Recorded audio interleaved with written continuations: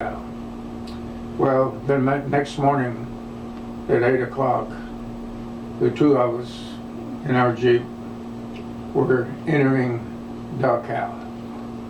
And he says, I hope you never see anything like this the rest of your life. So as we got close to the camp, we began to see highly emaciated persons on the roads, leaving the camp. And then when we got to the gate, it was open. There were 4 or 5 bodies of German SS officers that had been shot when Dachau was first entered. They made a last-ditch stand, and as we went along the main street, there were groups of probably 60 or 100 prisoners in each group, but they were in formation, and they were marching, and they were singing. It was Liberation Day. So here they were in formation, probably 10 people in a line, and you'd have formations that were 10 wide, 10 deep, maybe more than that, and they were singing some of their traditional songs. And they were from different countries.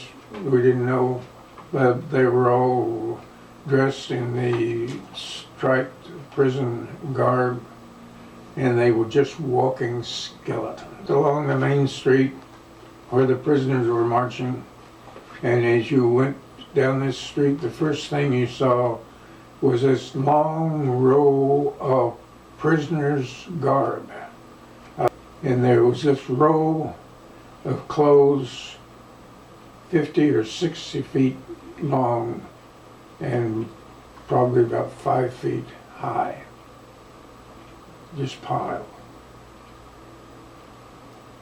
That's how many prisoners had shed their clothes before they were sent to the gas chamber and to the crematorium. A little farther down was the gas chamber. This gas chamber was the floor, the whole area was covered with bodies, and it was probably about 3 feet deep. And the smell was terrible. I held my breath longer than I ever held it in my life. And these were all just emaciated bodies. I'm sure none of these people weighed more than 80 pounds.